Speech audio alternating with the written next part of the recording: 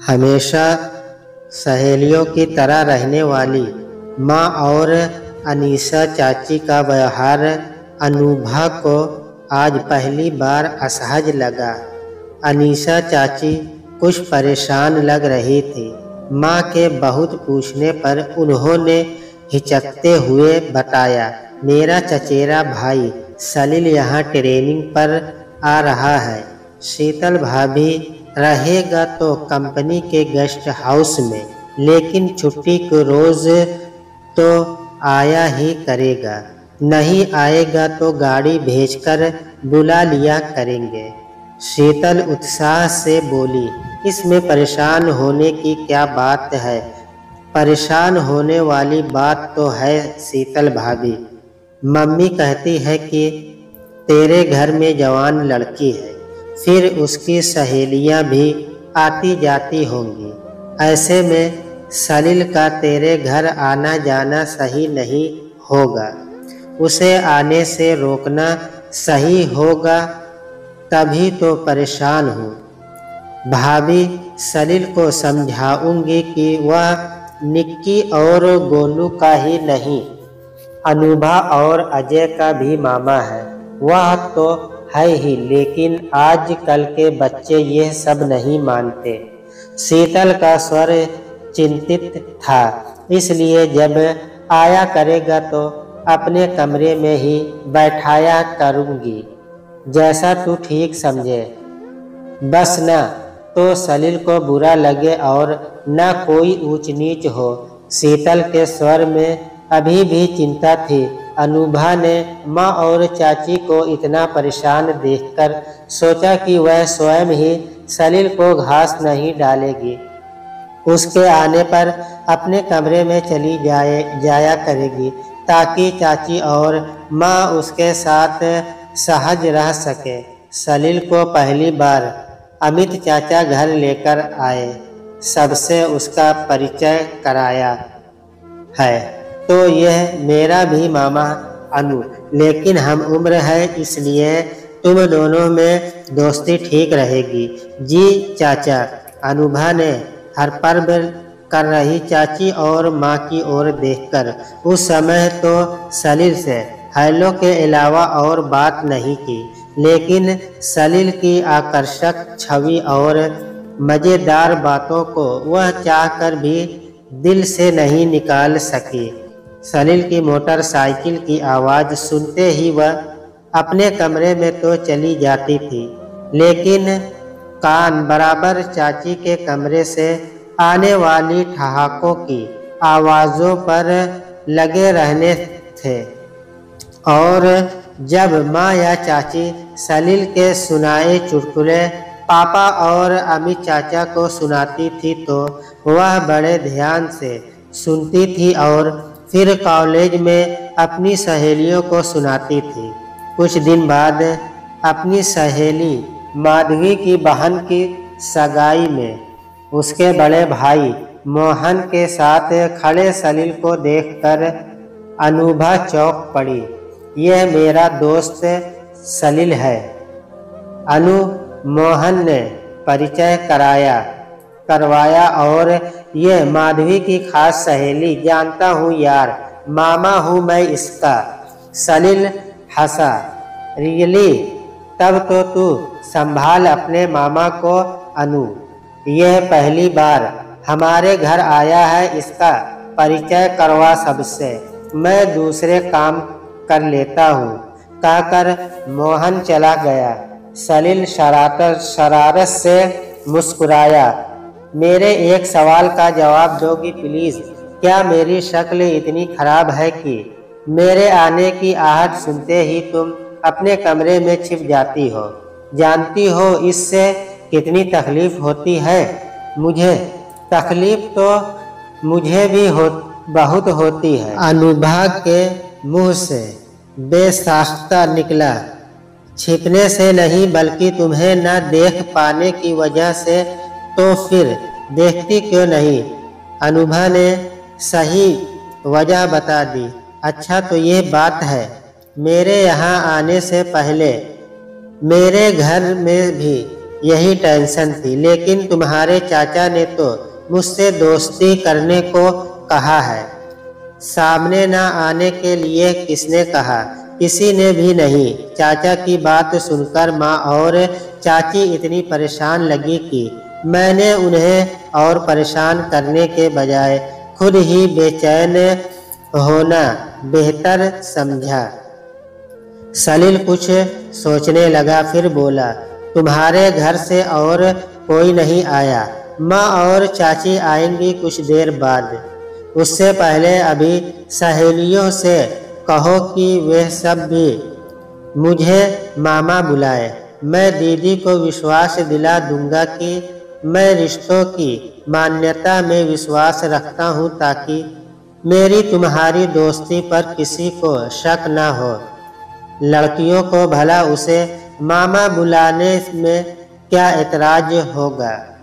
जब तक अनीशा और शीतल आई, सलील भाग भाग कर काम करके सबका चहेता और प्रहलाद छोटे बड़े सबका ही मामा बन चुका था। ये सब क्या है भाई? अनीशा ने पूछा। दीदी के शहर में आने का प्रसाद, सलील ने मुंह लटका कर कहा। यह सोचकर आया था कि कोई गर्लफ्रेंड बन जाएगी, मगर अनुभा की सारी सहेलियां भी तो मेरी भांजिया ही लगी। भांजी को गर्लफ्रेंड बनाने के संस्कार तो आपने दिए नहीं, सो बस काम करके और मामा बनकर आशीष बटोर रहा हूँ। शीतल तो भाव विभोर होने के साथ साथ अभिभूत भी हो गई।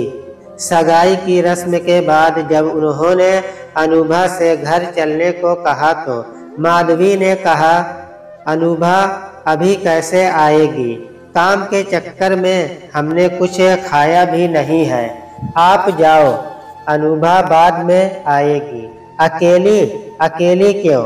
माधवी की माँ ने पूछा।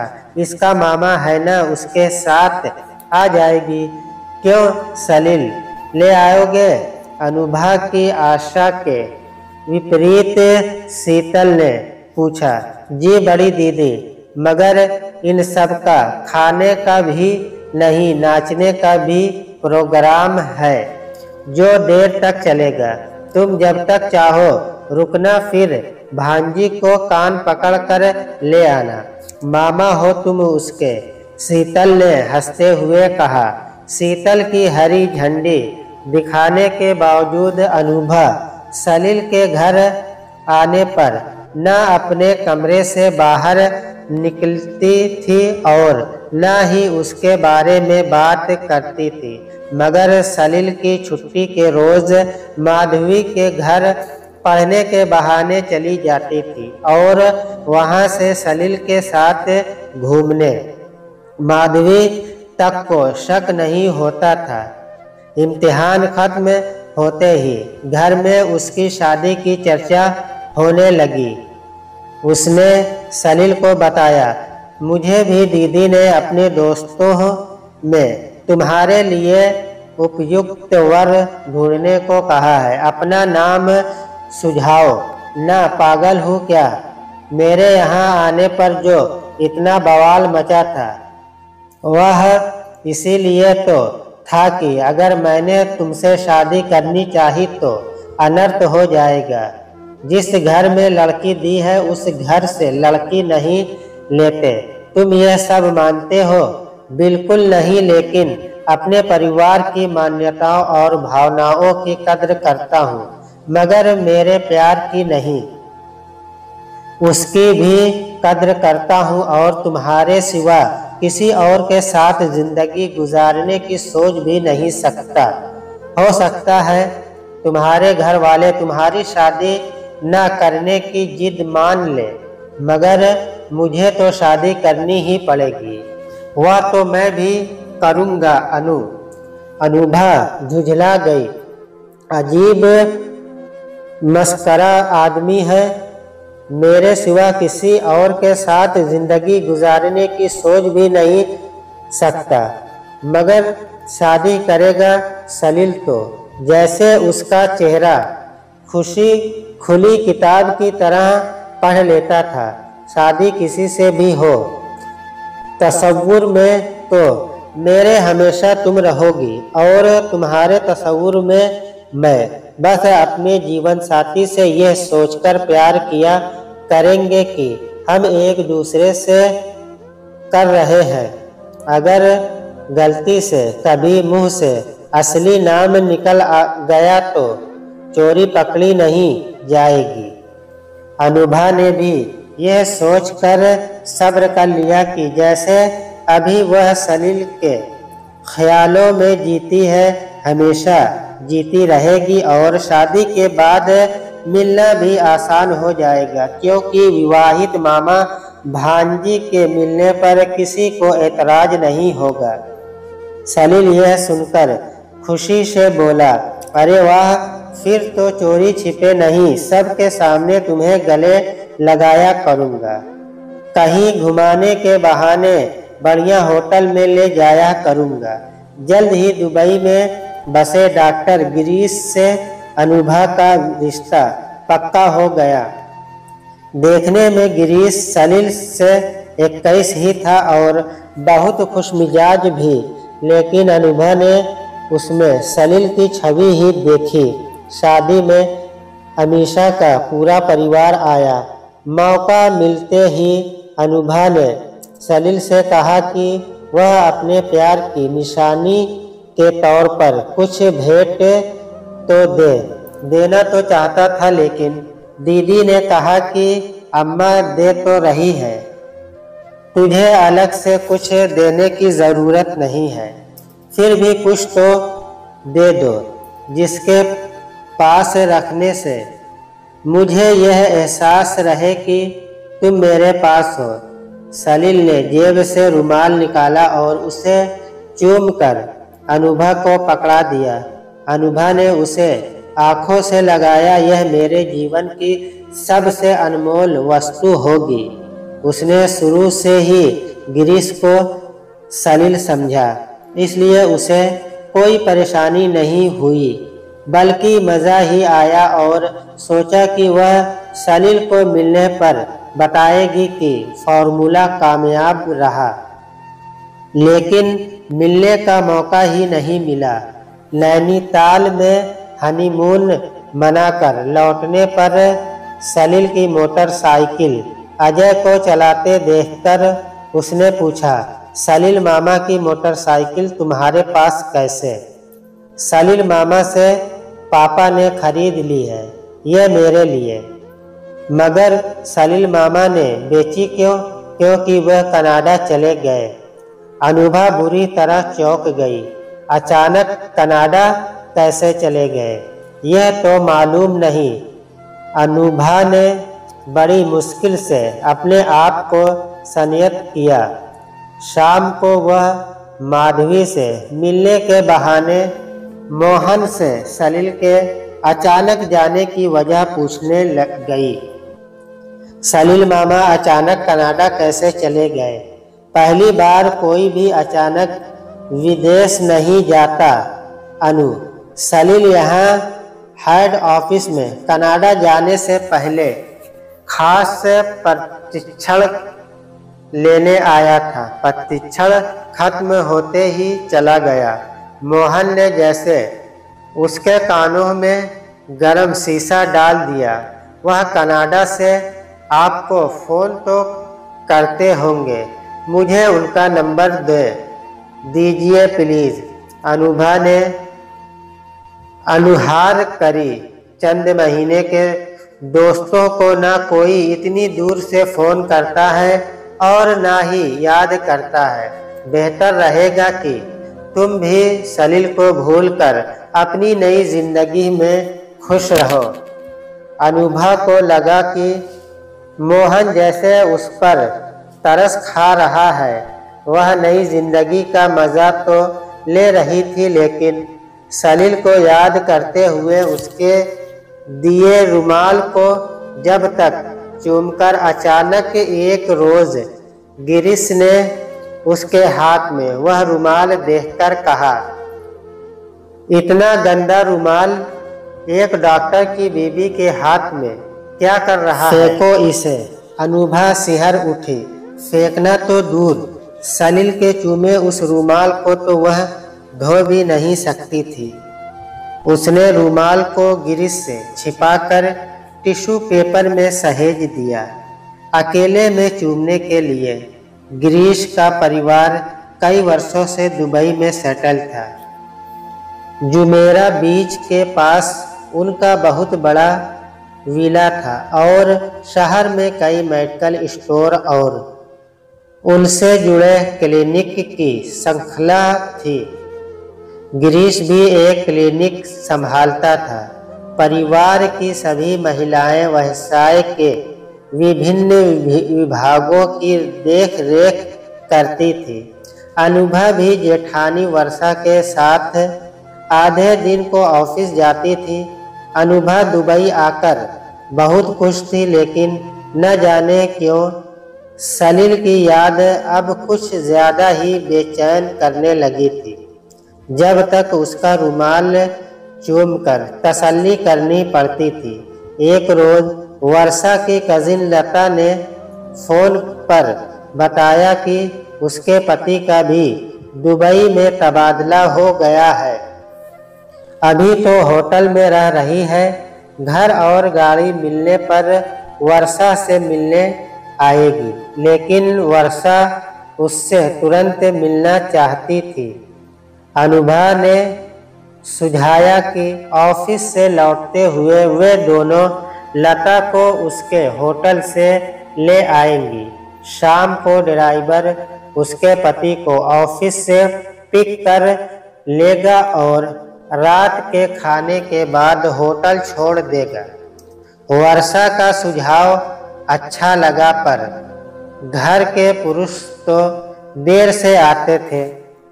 तब तक लता का पति औरतों में बोर हो जाता। गिरीश हर बृहस्पति की शाम को क्लिनिक से जल्दी लौटता था, अतः अनुभा के कहने पर वर्षा ने लता को बृहस्पति को बुलाया। दोपहर को जेठानी देवरानी लता को लेने उसके होटल में गई। तू तो शादी के बाद अमेरिका या कनाडा गई थी, फिर यहाँ कैसे आ गई? वर्षा ने पूछा। मुझे बर्फ रास नहीं आई, इसलिए इन्होंने यहाँ तबादला करवा लिया। लता दर्द से बोली। अरे वाह, बड़ा दिलदार आदमी है भाई। बीवी के लिए डॉलर छोड़कर दरहम कमाना मान गया। वर्षा ने चुहल करी। मेरे लिए तो जानिसार भी है दीदी, लता इठलाई। वर्षा और अनुभा हंस पड़ी। इस जानिसार दिलदार से रिश्ता करवाया किसने? चुन्नू चाची ने, वर्षा ने पूछा। लता हंसने लगी। नहीं दीदी, चाची तो इस रिश्ते के बेहद खिलाफ थी। उनका कहना था कि लड़का दिलफेक और छोरी बाज है, लेकिन चाची जी ने कहा कि सभी लड़के के शादी से पहले टाइम पास होते हैं, शादी के बाद सब ठीक हो जाते हैं। आपके जानिसार आपको किसी पुरानी टाइम पास के नाम से, यानी किसी खास नाम से तो नहीं बुलाते? अनुभा ने पूछा। नहीं, लता ही पुकारते हैं। फिर कोई फिक्र की बात नहीं है, अनुभा बोली। आपके जानिसार सिर्फ आपके हैं। शाम को गिरीश के आने के बाद वर्षा ने कहा, गिरीश, मैं लता को जुमेरा बीच घुमाने ले जा रही हूँ। लता के पति के आने पर तुम और अनुभा उनका स्वागत कर लेना। कुछ देर के बाद गिरीश ने उत्साहित स्वर में अनुभा को पुकारा। अनु, देखो तो लता के पति कौन है? तुम्हारे सलील मामा। उल्लास उत्साह से उफनती गिरती पड़ती अनुभा ड्राइंग रूम में आई। हाँ, सलील ही तो था। शरीर थोड़ा भर जाने से और भी आकर्षक लग रहा था। लीजिए, आपकी भांजी आ गई, गिरीश बोला। लेकिन मेरी बीवी कहाँ है? सलील ने अनुभा की उल्लसित किलकारी की ओर ध्यान दिए बगैर उतावली से पूछा। भाभी के साथ समुंदर टहल घूमने गई है, मैं बुला कर लाता हूँ। तब तक आप अपनी भांजी के साथ बतियाइए। बतियाने से पहले गले लगाकर आशीर्वाद तो दो मामा। अनुभा मचली। मामा जी की गोद में ही बैठ जाओ न। गिरीश हंसा। अभी तो गोद में लता को बैठाकर देखने को बेचैन हूँ कि उसकी आंखें ज्यादा गहरी है या समुंदर। आप वर्षा जीजी को घर ले आना प्लीज, ताकि हम दोनों कुछ देर अकेले बैठ सके समुंदर के किनारे। सलील ने बेसब्री से कहा, चलिए गिरीश जी। इतनी बेशर्मी, इतनी उपेक्षा अनुभा सहन नहीं कर सकी। अपमान से तिलमिलाती हुई तेजी से अपने कमरे में गई। अकेले में रोने लगी, बल्कि सलील के दिए अनमोल रुमाल को फाड़ कर फेंकने के लिए